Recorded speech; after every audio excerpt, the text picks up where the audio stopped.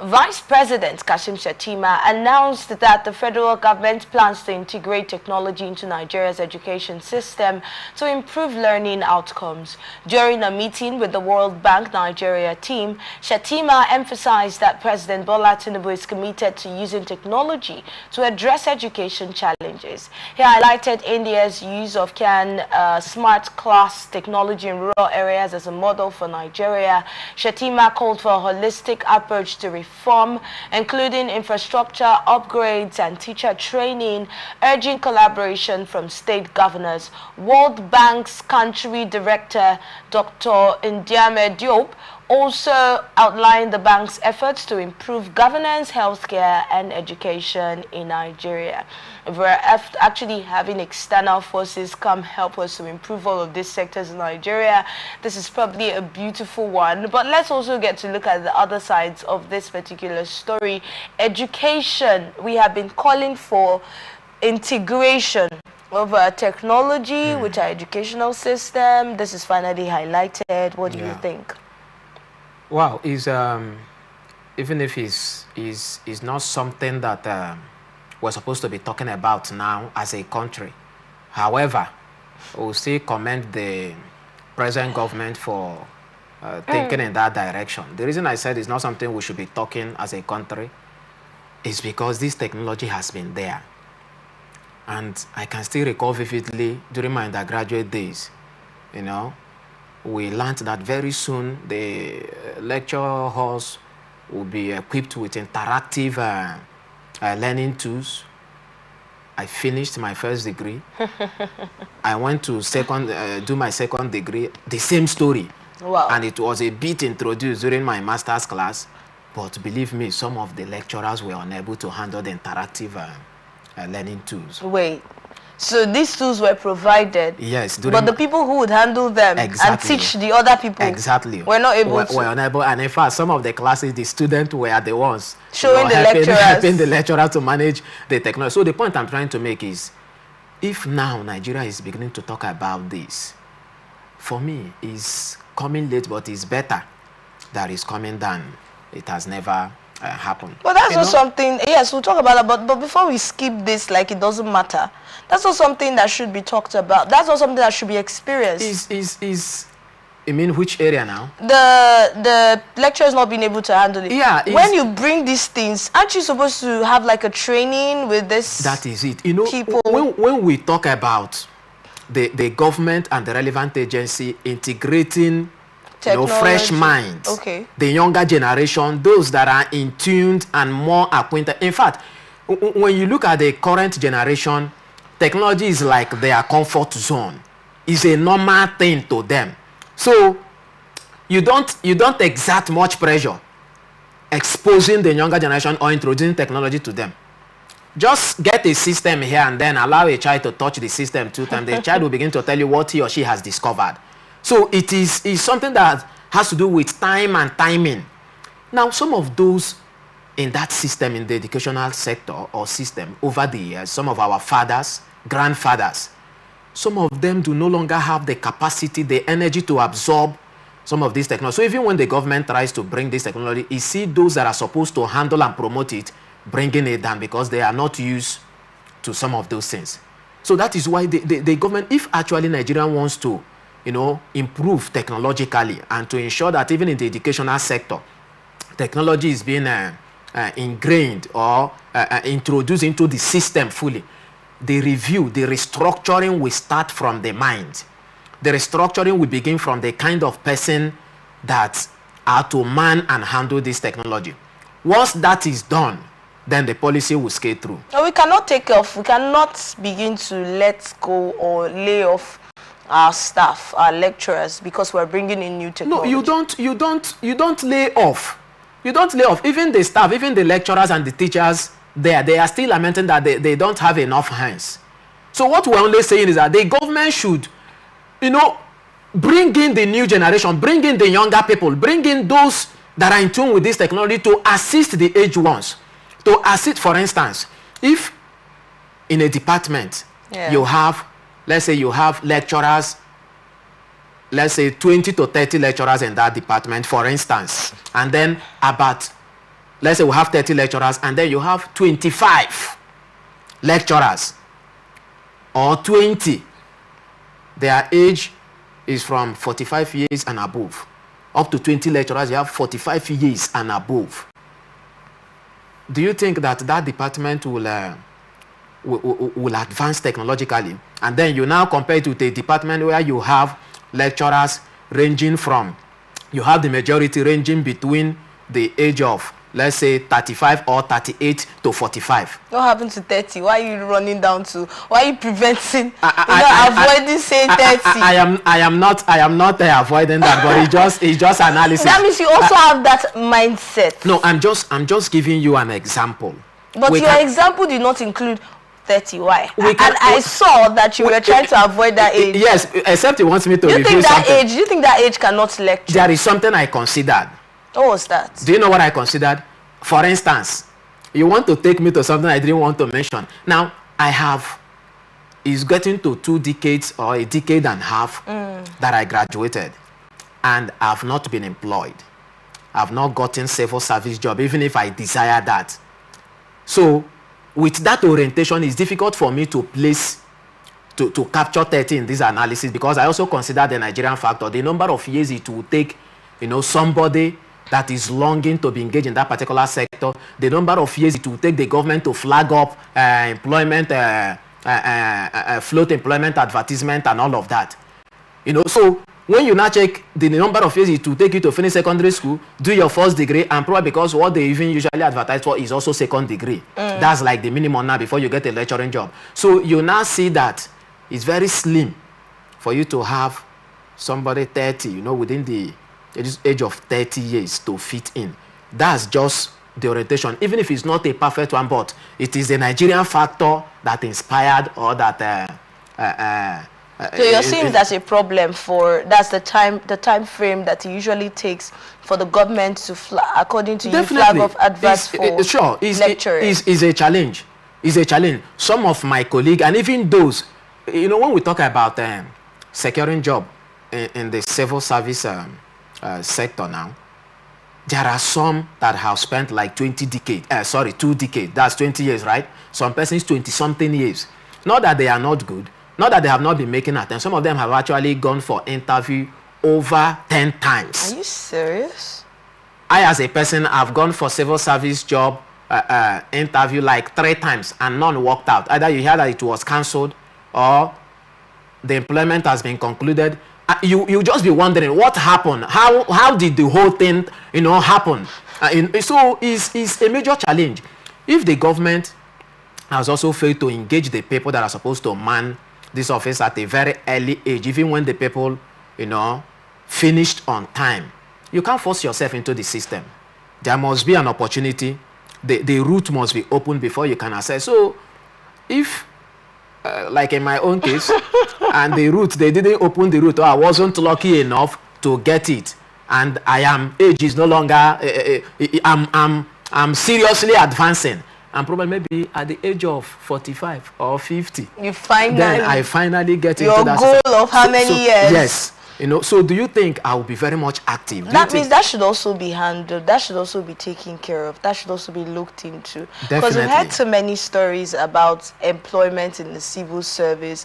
In fact, I've seen cases like that. It's not just stories that we heard. When during your youth service, as you're rounding off, you're thinking of getting a job. Sure. And then I saw my mates at that time, try to get into the youth service, into the civil service. And the amounts that were being called that you'd have to pay to work and collect, I don't know how much salary that you want to pay millions to get in to go and collect that kind of money. So what is the relationship between that? So that's also something. All these bottlenecks and hiccups towards getting these people integrated in the system is the corruption now in the civil service. It's something that should really be looked into. It's a major challenge, and the only way it can be solved, or one of the ways it can be handled, is once we start having, leaders that are not egocentric. Okay. Leaders that are not self-centered. Leaders that want, posterity to remember them for good. Once we start having those kind of leader, then believe me, we are very much close, over 80%, to addressing these issues. But once we keep recycling leaders that only wants to make a name for themselves and for their families, leaders that wants to lord over everything, believe me, the system will not improve. How about putting in stringent measures, implementing those measures? Because I know these laws and these rules are on ground. Yeah. Implementing them to make it difficult for such to, thrive. That's the environment we find ourselves. Even the judiciary that is supposed to, or we believe, that is the hope of the common man. At times in developed countries, you see somebody, if you're ill-treated, or you experience something that really didn't go down well, contrary to the outlined policies or guidelines, let me use that word now. In developed countries, somebody can quickly walk down to the court and say, this is what I experienced, this is what was done to me, and I need clarification, I need answer. But if you do it here, even before you get this, at times, the lawyer may even advise you, what's your capacity? Do you have money to spend, and all of that. And we have limited number of those lawyers that can actually, stand for you without collecting something serious or a dime. All right, from you. so it's a major challenge. FG, that's federal government to integrate technology in the school system. Yes. How sustainable? Is like I said before, we're spending a little time to dissect this matter because it's very critical. Education is very paramount when it comes to the development of any nation. Yes. And talking about technology is something that the government should seriously consider and implement. I was just imagining in some rural areas where they do not have teachers. Imagine introducing a technology like this.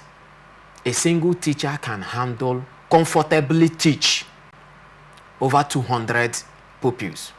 Very easy, comfortably, because with technology, the time of time for developing lecture note or what is it called now? Lesson note. You boycott all of that. So the government, if they really want to improve the educational system in Nigeria, the issue of technology is not something, it will even help the government more, because since our government don't like employing, so they should also now use technology to help the people. That will help the masses. Yes, because we have discovered that the government is always scared of employment, because they tell you, do you know how much that will be voted into allowance every month? So the government prefers using limited number of persons to do different functions while saving the money to contest election. Definitely, that is what we have experienced. Otherwise, tell me, why shouldn't a government, you are hearing that the ministry has limited number of persons, what stops the government from employing? Not that the country or the state does not have the relevant personnel or manpower. The people are there gallivanting and rigmaroling the street, and the government just locks up, sits comfortable at their offices, and then the reason is because they are saving the money. They know if they employ 100 persons or 10,000 persons, their savings have reduced.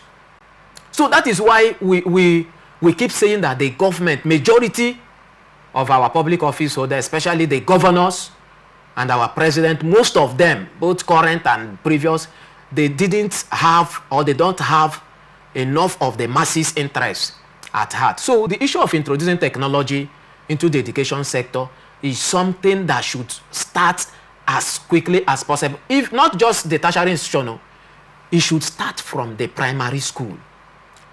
Like I said before, in my office, I have those in primary school coming for computer training.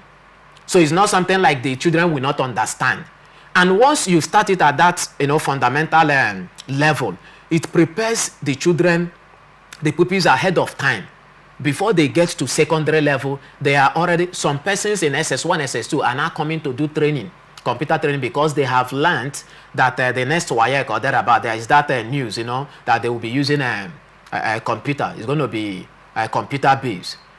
And people in SS class, some of them, they don't know anything. So introducing this technology at the primary school level will help the country a lot. And not just the pupil, but it will help to curb this issue of limited number of staff, limited number of teachers. I also want to say that that shouldn't also make the government not to employ, because you still need the physical manpower. The technology will do what it can do, while the human facility or the manpower will also do what it can do. So the equation must be balanced. But the issue of technology, the government or the presidency should not be talking about we have commenced plans. That has been my worry and my issue with some of our leaders and the political statement that they often make. When we want to hear that so and so thing have actually started, we want to see results, we want to see the impact of this particular policy on the people, and we are still hearing commenced plans. That means there is no date yet. There is no resolution, complete resolution to officially launch the program, because commencing plans means that the plan can still be under fine-tuning till next year, till the end of this administration. But we pray that doesn't happen. So it's something that is commendable, and the government should do all within their reach to. I am technologically inclined. I know what that particular tool. Imagine the country that we're referencing here, India, over how many years ago? Early 2000. Early 2000, that is when this technology was introduced in India, and this is 2024. Close to 2 decades. That is when our presidency, our government, the government of our country is now trying to, introduce or make reference to a technology that has been used, that has been that has been utilized by a nation for over 15 years, and it's coming. Well, we're not totally against that, but our government should be proactive and responsive. So I had to use CBT now. Yeah, that's the latest news. That's the latest news, and it's a good one. But we also want to advise, like we've always experienced, whenever you are exposed to computer-based tests, especially in this country, we know what the students, the people actually go through. So if WAEC wants to introduce technology, that's a CBT or computer-based exam to that particular system, to WAEC, let it be that both the server, the computers, everything that has to do with that technology is well improved. Let it be a technology that will not, cause our students to fail exam, and at the end of the day, they will not hold any person responsible. You now inflict more hardship and pains on the parents that managed to register their children for WAEC. Believe me, not all parents can afford to consistently register their children for exam, maybe on 2 consecutive times like that. It's not. Some of the parents, they do that. Oh, my son has finished SS2, he's now in SS1, she's now in SS2. So it is necessary that he or she must write WAEC. Once that student fails, some parents, you're on your own. We have settled you. So the child will now have to work out the money before he or she. So let this technology not inflict more pains and burden on the poor masses. So if they are introducing it, let the system, let WAEC ensures, let the government ensures that all that is needed to make that system work effectively should be put in place. Let it not be like the voting machine that was introduced, to Nigeria, and we're still doing manual process. If it's actually managed properly, this is supposed to make it easier for the students. Because once you're done, you see your score, and that's it. There's nothing like the issue of malpractice. They didn't mark my scripts. They didn't mark what I wrote. Students going back to tell their parents, I know what I wrote, that's not what I got, and things like that. At this point, we'll go on a short break, and after that, we'll return to talk about other pressing issues in Nigeria. Please stay with us.